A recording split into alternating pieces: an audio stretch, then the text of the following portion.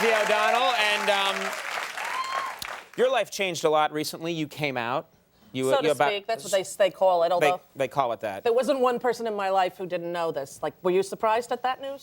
No. Right? Exactly. For years, you've seen me and Kelly everywhere, so wasn't really a surprise. But what happened was I had a foster child, tried to adopt the foster child, and I was told that my family was unworthy and it would be illegal because of the state that I live in, Florida. So after that happened, I decided to talk about this because that's an unjust law. Right. And so I never felt the urge before this to discuss it, and after that happened, I did. Now, I'm an Irish Catholic, and I just know that when you come from an Irish Catholic family, I can imagine that just makes it even harder, probably. Well, I think probably in a traditional Irish Catholic family, but I didn't have a mother, and my dad wasn't really available, and, you know, we were 5 kids who sort of survived on our own, so it wasn't really an issue. I think it's harder for people to come out who have parents. If you don't have parents, and I really didn't have parents, there's no one to tell. You know, you tell your little sister, she's like, so? You know? Right. It wasn't like a big thing to me, so I always feel bad because, you know, I should have a great coming out story like, oh, I tried to kill myself and I was in love with a cheerleader. I don't have that, you know? I mean, I got a very boring, I was driving in the car, I'm 18, I go, I think I'm gay.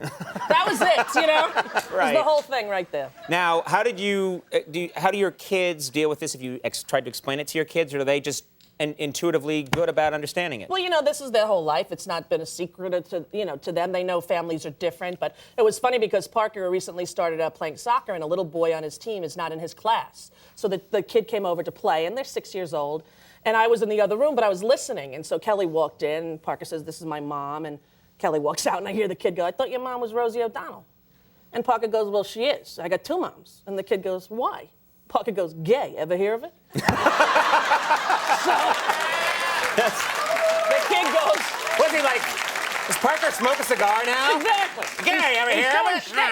And so the kid goes, no, what is it? And Parker goes, do you have Thomas the Tank Engine? The kid goes, yeah. He goes, you know how most of those trains connect? But every so often you get a train and no matter what you do, it won't connect. You got to put that one aside and find another one that won't connect. And those 2 totally connect. Those 2 trains, totally gay.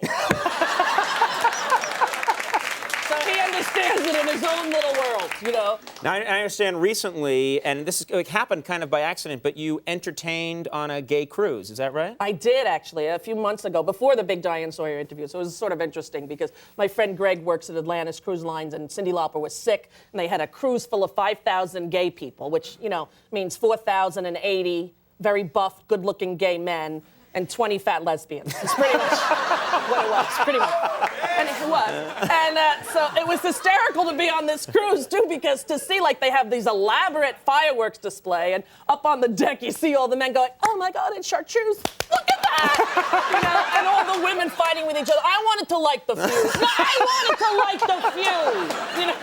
So it was very, very funny. It was the first time that I ever did a comedy show for an exclusively gay audience, and it was really very funny. It was a great time. Now, on a serious note, you've been criticized by some gay columnists, gay writers, who, ironically, you come out or you talk about your sexuality, and then they're angry because they don't think you're going far enough. Yeah, I know. They think they're the mayor of Gayville. You know what I mean?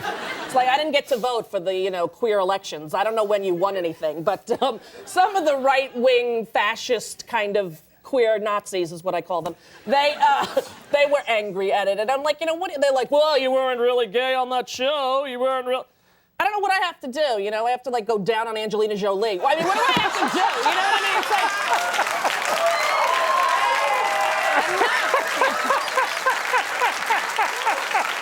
I mean, I don't know. You would watch my show and go, that girl's pretending, you know? Look at her in the pumps and the evening dress with that fake boyfriend. She's really... So to me, it seemed outlandish because, you know, as I said to one of these reporters, I called him up, I go, buddy, I'd like you to find one person who didn't know in my life, even interns on my staff. Go find one person who didn't know, and then you can accuse me of being a closeted, you know, homophobe. But they can't find one person, you know. In fact, every reporter, I felt sorry for them on the news, like Paul Azan on CNN Morning Show. Okay, Rosie O'Donnell is apparently gay, and I've known that for about 10 years. What's the weather, Chet? Exactly. Oh, in Tucson, you know, we're she's gonna... looking at the notes going, I don't really know what they want me to say about this, but apparently I have to say it, so, you know. Now, your last show is Wednesday. Is Wednesday, yes, indeed. Hard to believe. We're going to, I mean, people watching the show in the country are going to miss you, but we've liked having you as a neighbor. You're right next door to us. Well, it's been and nice you know, having you here. it's been a great thing because whenever we've needed a guest, I've called and said, Conan, we're stuck, and you've shown up, and I've done the same thing for you. It's been a nice arrangement. Yeah, it really has. And I tell you, hosting your own show gives you a different appreciation of being a guest. When I was a guest on shows before I had my own, even this one, I would think, all right, I'll try to be funny. But now the pressure I feel, I'm like, I know what it's like when you have a guest who's horrible. So I'm like, come on, O'Donnell, put it up for Conan. Get up there, curse a lot, tell him some funny stuff, you know. That's nice of you, because we're out here a lot. You talk to certain actors, and they're, what's up with you? Not much. I know. Once I said to Keanu Reeves, who's a lovely man, but he's not a fan of the talk show. Right. And, he sat down, and I said, so, you're in the movie, da-da-da. And he's like, mm-hmm. I said, okay, and you're playing a surfing cop. It sounds like it's great. It's like, yeah. I'm like, buddy, it's a talk show. We have to talk. And it was live, so there was nothing I could do. But it wasn't nearly as bad as when Meatloaf tried to French kiss me. You too, huh? Yes. Yeah. He does that. The final live Rosie O'Donnell show airs on Wednesday. Check your local listings. Find Me is in bookstores now. Rosie the magazine's available at newsstands everywhere. Bed sheets at Macy's. No, there's nothing else. That's right. And thank you so much for being such a good friend to us all these years. And please come back. I'm still going to be around. Call me in here. Thank you very much. Rosie O'Donnell, everyone. Jill Hennessy coming up. We'll be right back.